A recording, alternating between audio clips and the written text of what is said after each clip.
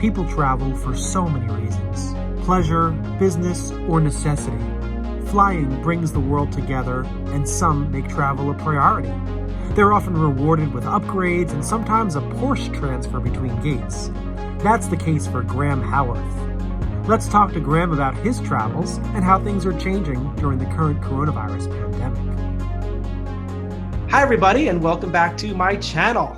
I am continuing to do my interviews with multiple people, and as you can see from my previous interviews, I started off interviewing someone who actually does not fly very often to give you a perspective on what flying is like for the everyday guy, someone who just flies a couple of days or a couple of times each year. And I then went on to interview someone who was actually a flying colonel. So today we are going to continue on with the category of somebody who flies a lot. Now, I thought that I flew a lot flying around 125,000 miles each year. It's nothing compared to what a lot of other people do for many, many different reasons, to either get to certain status levels or because it's a necessity or they just enjoy traveling. So today I'm going to introduce to you Graham Howarth, who is a diamond medallion on Delta, which means he flies over 125,000 miles each year, or he meets the qualifying segments, and he'll talk to us a little bit about that to specify exactly how he gets to that point. We're going to talk about his experiences, not just with Delta, but with other airlines also, because he's not just limited to one carrier, although you can tell that he probably flies Delta a lot as he gets to a certain status level on Delta. And then we're going to talk about how flying has changed, his different experiences in 2020 with the COVID-19 pandemic, as well as his thoughts on the future. So we're going to leave this pretty open-ended in terms of our questions, and I really hope that you guys get a sense of something more in-depth in terms of talking to a person and understanding what their true reasons and motivations and feelings are for travel. And, a lot of what you see out there are many videos where people are just filming their trips, but they're not talking about purpose at all. So we want to talk a little bit more about that. All right, so let's go ahead and get started. So Graham, thank you very much for joining me. Did I get that right about you in terms of your level of status and your travel experience? It's near enough, absolutely. I mean, I have had status on other airlines, but Okay. I love Delta, and it's their IROPS recovery that, to me, blows other airlines out of the water. But I have used other airlines, well, a lot of them. But Delta, I love.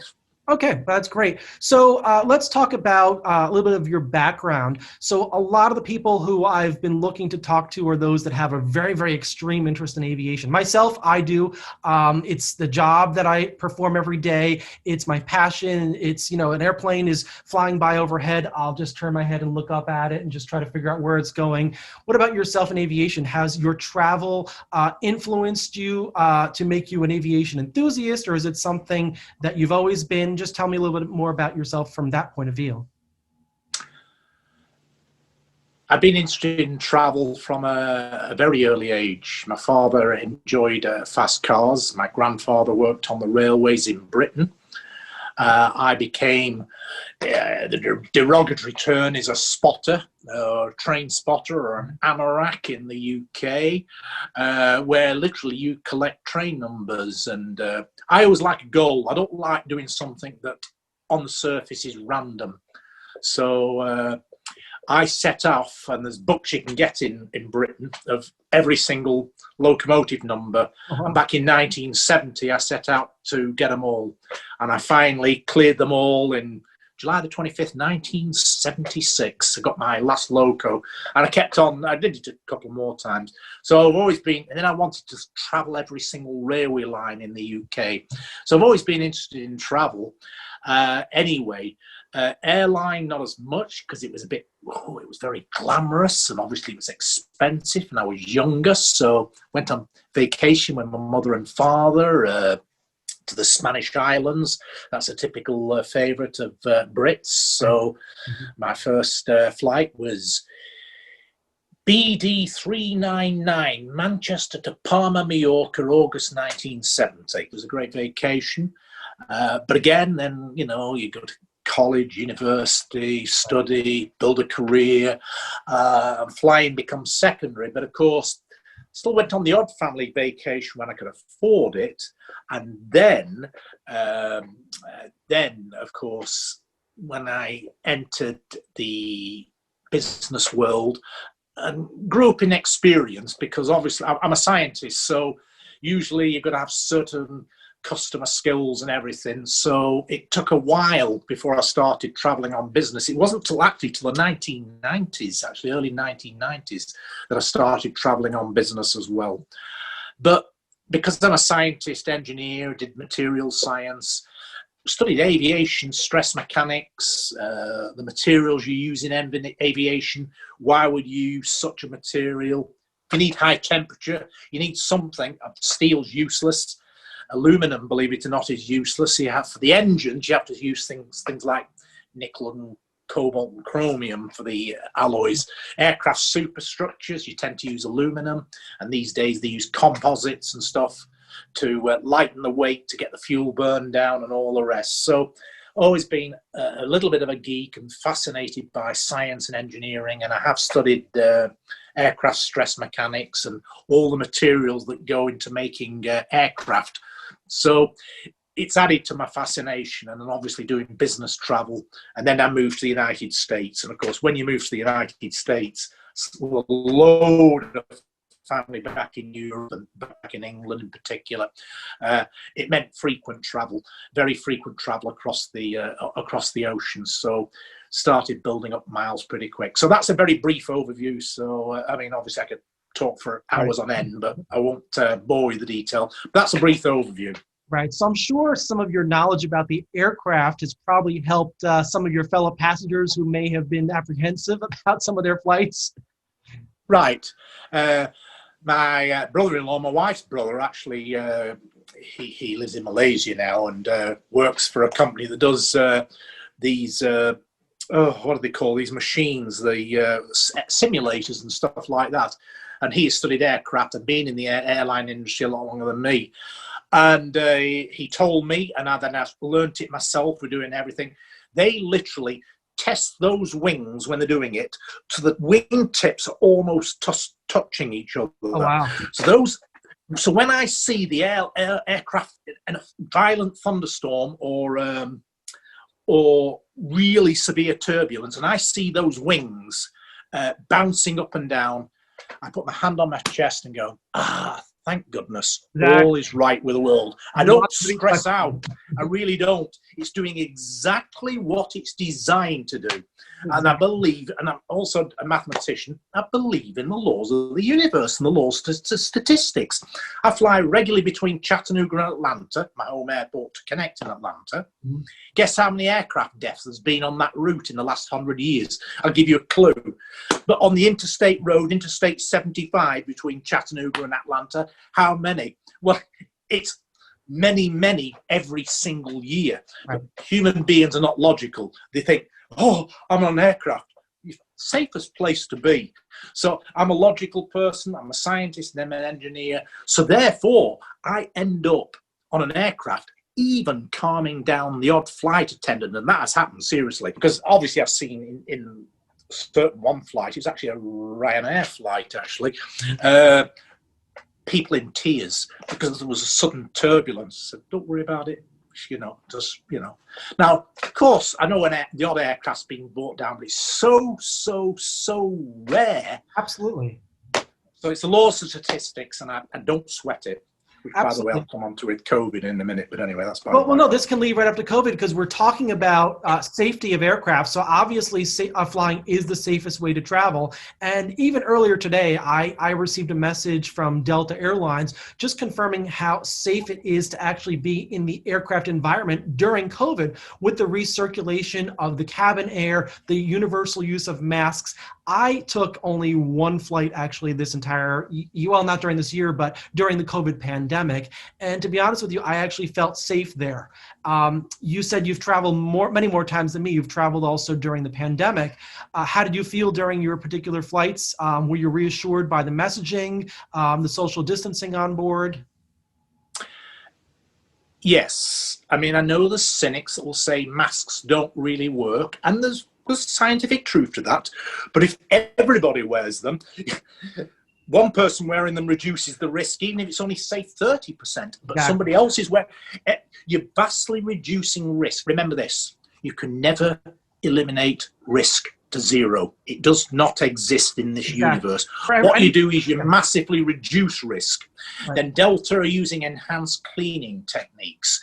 They're using very, very good filtered air, HEPA filters. Yep. They're doing social distancing, and Delta make me feel really, really safe at the moment with that. Social distancing, middle seats, the filtered air, cleanliness everywhere. I just don't have a problem. I would get on a flight tomorrow without any worries at all. Yep. So you mentioned you're out of Chattanooga, correct? Correct. So tell me a little bit more about where you fly to normally, and do you actively seek out status on your airline, or is it something that just comes because of obligation to travel? It's a combination of things. Initially, I won't bore you with all the family details, but I've got grandchildren in Ireland. I've got children in England. My mother's still alive. When I first started frequent flying, my wife's parents and my father was alive. So I fly back regularly to, Europe, England and Ireland in particular, to see family. So there's family and family vacations, etc. A little bit of business. So I was doing a lot of miles anyway, and then for various things that happened about 2011, 2012, like my mother-in-law becoming very, very aged as well as ill. So my wife was back there a lot. I didn't want to be apart too long, so I was traveling, every month, basically. Wow. So a minimum of one transatlantic flight a month. Oh, wow. Well, at 10,000 medallion qualification miles a pop, you're up to 120,000 straight away anyway. Right. Now, if you pay for first class for the odd one, you're way above the 125,000. Exactly. Throw in a few business, and then my wife's back in England. I'm bored at weekends. I fly for for pleasure as well, just wherever. So it mounts up very easily. So it's something I learned from a frequent flyer website called Flyer Talk, which I think most people know. Absolutely. And I learned these tips. Don't try and spread this around and stay in every single hotel and try every airline, all the rest of it. I have tried a lot. Try and keep them down, build up status, and that way if there's, and he gave me little tips, if there's IROPS, you tend to get treated better and so on and so forth. So right. it came about because of personal things, and I prefer personal, by the way, to leisure. I had to correct Delta once. It was a sad thing. I was travelling back to, are you travelling back for leisure or business, sir? I said, personal. And she looked at me and said, I'm going back to see my father alive one last time. He's in intensive care. That's not leisure. Right. It's personal. Yeah. So I know leisure is personal, but personal isn't necessarily leisure. Do you know what I mean? And there's business. So there's actually three classes, but I prefer it personal and business, and obviously with personal becomes leisure. Yeah. So I've referred to personal as leisure quite often myself. Yes. Definitely. So that's quite different than myself. So I actually take an international trip each year just to get to that level of status because I'm primarily a domestic traveler. Are you concerned at all about, let's say, the next year? So most of the airlines have extended status for at least the next year or so. Technically, you don't have to do anything at all in this year to get there. What about the year following? Obviously, we know that nothing is going to get back to the way things were, and people aren't going to be traveling as much. Do you personally think you'll be traveling that much to actually get to that level? I'm quite concerned about my level of travel. I don't think it's going to be as often. Personal thoughts are I wish the bars would be lowered because I'm willing to do the travel, but especially here in the United States, there's a lot of quarantine rules, so it's very, very difficult. What are your thoughts on that? And my thoughts are mixed. Personally, because Delta do rollover of medallion qualification miles, I've more than enough miles to be banked, and it's miles flown that are more difficult for me personally. Spending the money is not quite as difficult. So 2021, Delta have already given it us. So you could say, well, I could be very cynical. Cynical's probably not the right word. I could say, I've got Delta status anyway. I'll switch to American or United or whatever. I don't think that will be very good for me. Delta have been good, and I want to be loyal and good to Delta back. So I'm going to continue to fly Delta. Now, where it makes sense, I might fly American or even United. But I'm going to continue flying Delta. And because I have enough medallion qualification miles, what I will do is almost certainly spend the medallion qualification dollars, MQD. So you get the spend up, and most airlines have done that now anyway. So because I've got the miles, I don't need to worry about it. All I need to do is concentrate on spending the $15,000, which is, I don't wish to sound a bit wrong, it's the relative, it's easier for me in my personal circumstances. So I have no worries whatsoever that I will get to Diamond Medallion again for 2022. I have absolutely zero worries. Right. That's just me personally. Right. No, absolutely. Everyone's got a different story. So that's an interesting insight. I'm, like I said, I'm still concerned about, what I can possibly do. And yeah, on a couple of times last minute, I had to purchase a higher fare class just to get to the spending limit to get to that level. But it's paid off for me multiple times by getting the upgrade, of course, which is, exactly what you're aiming for. I still haven't gotten a Porsche transfer at all. Have you received that? I have received at the moment 3 Porsche transfers. Oh, wow. My first one was in Minneapolis, St. Paul. I've not managed to send you a photograph of that, but because I didn't take one, I was just blown away, and it was fantastic and great. But then my next one was very unexpected. It was in Detroit. I've sent you a photograph of that, so you can see that. And then I've received one in Seattle. So not received the coveted one in Atlanta yet, but yeah, I have had those, and it's a nice. It really is a nice touch that. That Delta have on that, so it really is nice. But it's things like that. But just take, if you don't mind me saying, global upgrade certificates. So a diamond is entitled to, if you choose it as a choice benefit, 4 global upgrade certificates. Well, I'm sorry. If they're available, 4 global upgrades on international flights from any fare class, I mean, I don't usually take the risk. It's usually a reasonable economy or even economy plus. But that, to me, is worth diamonds. Everyone's got their own values, but 4 business class flights, to where Delta flies across the oceans, 4 of them upgraded per year. To me, that's diamond status right there. But then when you put in IROPS handling, you put in the other choice benefits you're allowed, you put everything in. To me, it's a no-brainer. It's worth spending the money. So my wife's probably not going to want to hear this, but just now and again, hey, if I'm a bit short, no problem at all. I'll just pay for first class outright anyway to make sure I get the MQD threshold to get the diamond benefits. So it's fantastic marketing by Delta. I've got to give it them. And I use for my international trips, I use my global upgrade certificates to get to the Delta One cabin, which was an absolutely fantastic experience with great service and great seat. Definitely. Absolutely. So what about other carriers too? Have you had some interesting experiences or interesting stories on either Delta or another carrier internationally? So you're an international guy. You've got to have flown on other airlines, correct? Correct. When I first started coming to the United States, which was early 90s, the company booked me, had no choice. And they booked me on Continental Airlines. And to be quite truthful with you, Continental Airlines were good. And I got quite a few operational upgrades to first across the ocean because I flew them Continental enough. I never got to Platinum on Continental because I was mixing it up, but Gold on a number of years. So, and I love Continental, but I was disappointed when United took them over. But I stayed with them for many years. So I flew a lot of miles with them and got quite a few upgrades. And they were a good airline, there's no question. I've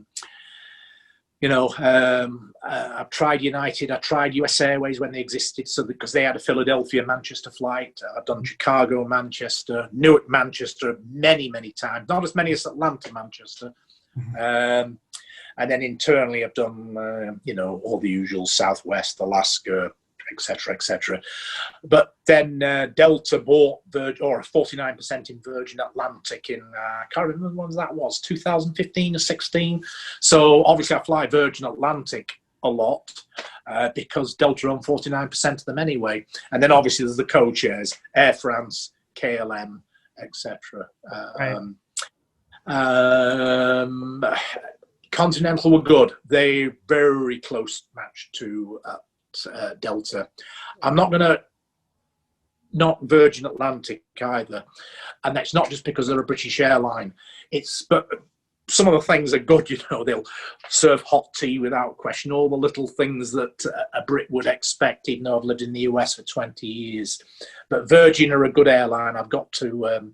Virgin Atlantic are a good airline. So I was pleased when Delta bought 49%. But again, the COVID thing has messed things up because strictly speaking, they're a foreign airline. Richard Branson's trying to go for bailout money, but American own or 49%. So it just complicates things if there's bankruptcy and all the rest, how it all works out. But yeah, I hope all the airlines survived. I've just got this horrible feeling that one's going to go under, but we'll see. Yeah, well, this only time will tell, but it's unfortunate. I actually did have a ticket on Virgin via the code share program, of course, but that flight got completely canceled once COVID hit, so didn't get the opportunity to do that. I understand that you've also been to Majuro. Is that correct? It is. It was again, I was flying in Continental Airlines a lot in 2001 to 2010. So that was. And I always had this goal to fly on CO1, Continental 1, which was the island hopper from Honolulu, Majuro, Kwajalein. Of course, you can't get off at Kwajalein because you're going to be traveling on US military orders to get off. And the island hopper, and it ends in Guam. So I always had that goal. Well, by the time I got round to doing it, when the opportunity presented itself in December 2016, it was owned by United, and it was UA 154. That's a different number. But I'd thought about it again for a long time. I always fly eastbound. I'm going wherever to Atlanta or wherever to Manchester. Right.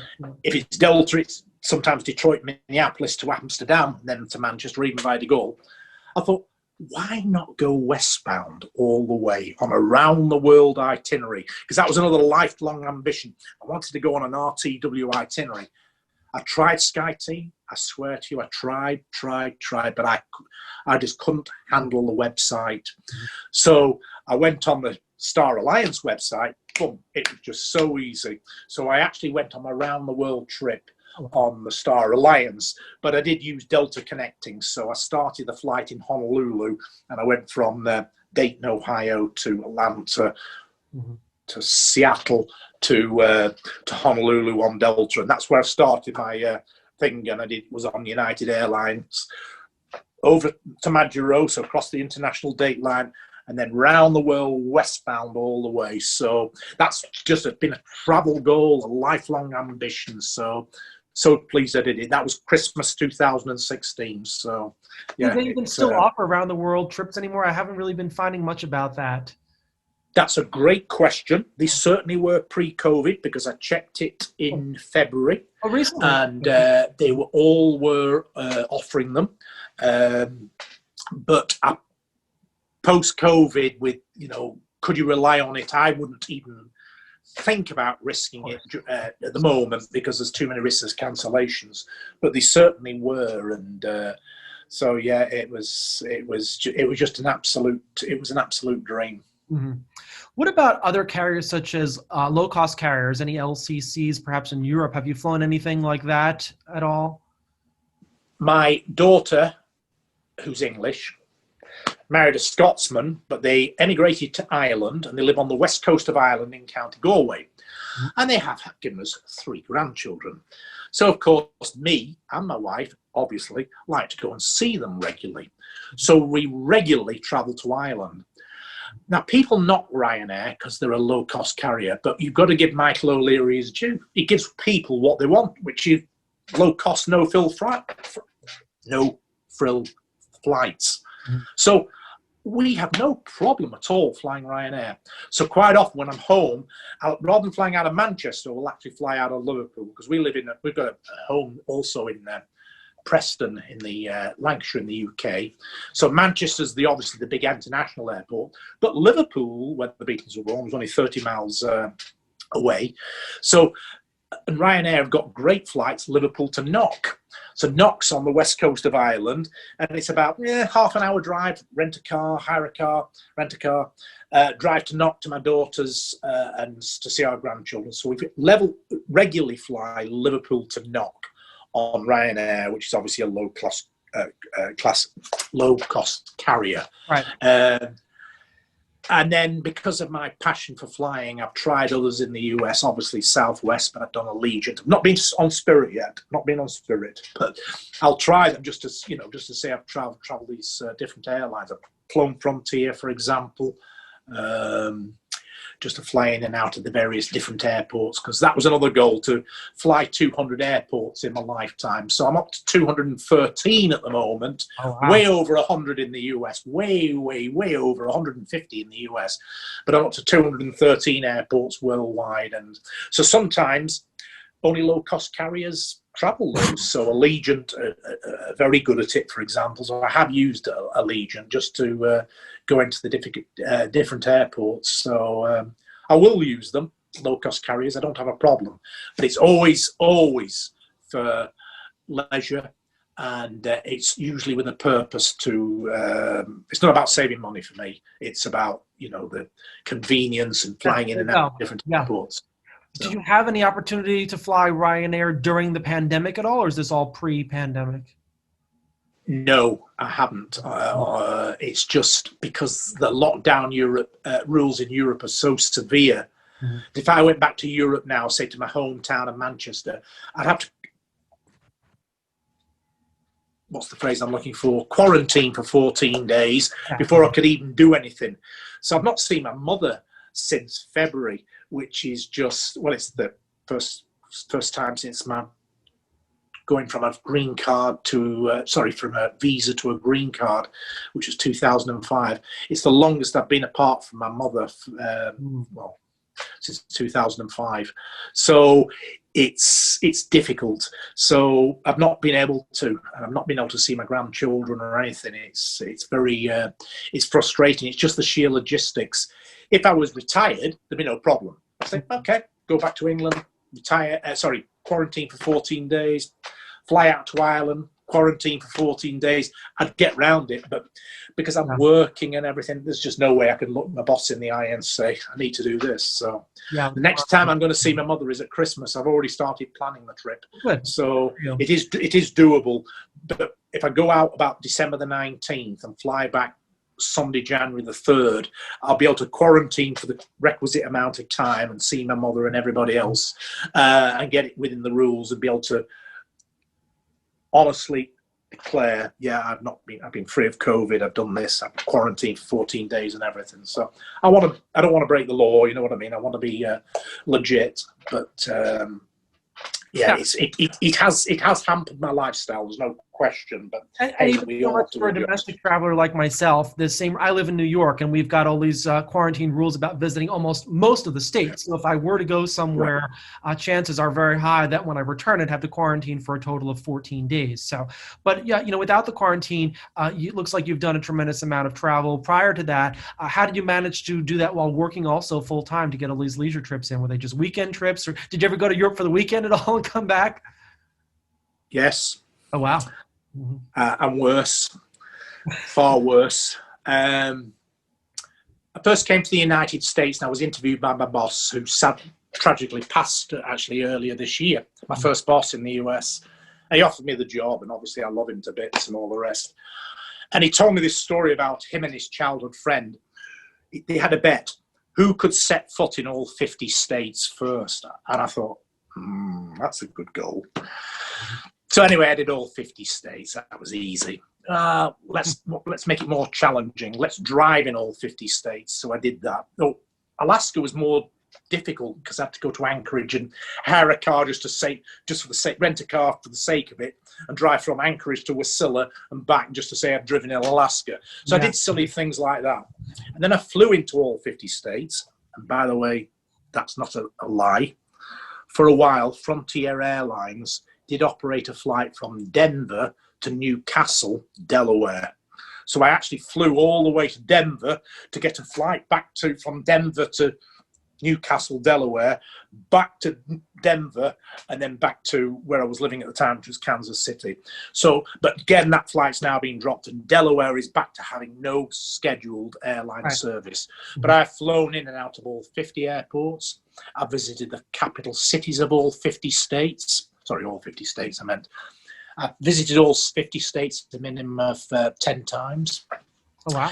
I have photographed as welcome to of all 50 states. I've visited all 50 states with my wife. I'm trying to think what else I've done. Photographed the state line, visited all 50 capital cities, done that. Oh, but that was too easy. So one year, 2015 to be precise, I thought, no, I'm going to visit all 50 states in less than 6 months. And I did it just. I got to Wyoming. I wangled it to Wyoming.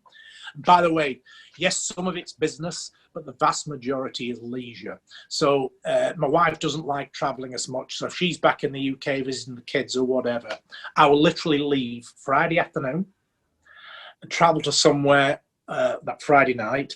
And I've got Saturday, Sunday, and travel back Sunday. And despite doing all that, I've managed to do all 50. So you're going to say, well, that's impossible. How have you done Anchorage? How have you done Alaska? How have you done Hawaii? It's not as difficult as you think. So I was telling you about the Flyer Talk website, and that was the first frequent flyer website I went on. Well, they have what's called do's, D-O, do's there. And there's usually a barbecue held in Anchorage. So I flew Friday night into Seattle. The following morning, Saturday, I flew Seattle to Anchorage, went to the barbecue, then got a red eye back Saturday, well, it was Sunday morning, 2 a.m. in the morning. I think it was Anchorage to Atlanta, and then back home. So I'd actually done Anchorage in a weekend just to attend a barbecue. Now, people think I'm absolutely stupid and crazy. What a lot of fun. And I've done even worse. I once went to Honolulu, and I was there for 7 hours. Wow. I came straight back. I did that myself to Anchorage. It was a weekend, but I flew out on a Friday night and came back on a Sunday night. And what was the main purpose? The mileage run, because I needed the MQMs to get to the next level. So it was a Minneapolis connection up to Anchorage and back through Seattle on the way down, as well as Hawaii I did for 3 days. So not quite as short as you, but again, just to get those miles in, just because I want to get to that other level of status, which I'm always very appreciative of, that the airline does reward you in so many great ways. One final question before we wrap up today. Is there any particular seat that you like on any certain aircraft? Any seat on a 747, even a middle seat, but 747s are being retired. No, yeah. I'm saying that sort of tongue-in-cheek. Yeah. I don't like any seat on a CRJ 200, Satan's Chariot. I really don't. I'm sorry. I just don't. Yeah. Those smaller regional jets that have got first-class sections, 2A, 3A, we've got both a window and an aisle. I do like those, and otherwise I always choose window seats. And yes, before you ask, I have been bumped out of a seat when I was in an aisle seat once by an air marshal, and I know for 100% certain he was a federal air marshal. They make it too obvious. I wish for security concerns they'd just mix up the routine a bit, but anyway, that's another story.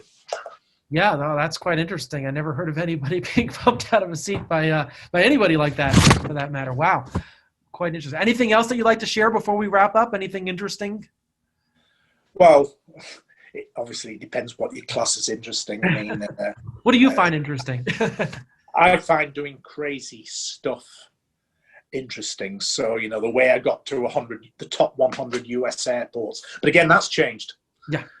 Two have dropped out and 2 more have joined it. So AZA, which is Mesa, Arizona, because Allegiant fly there a huge amount, is now in the top 100. I've not been there.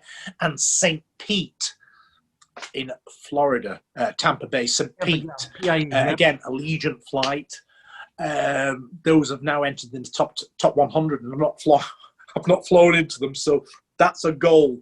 So goals. I'll work out a way to doing it. It's always I do crazy stuff for Phoenix. Yep. Exactly. I'm a Great. crazy Brit. You can call me the crazy Brit on your. All right. How's that for your theme for your video? There you go. Crazy The crazy Brit. Brit. All right. I don't think it's crazy. Some people may, but I actually like these stories. So fantastic. Great. Well, thank you so much, Graham. I really appreciate your time.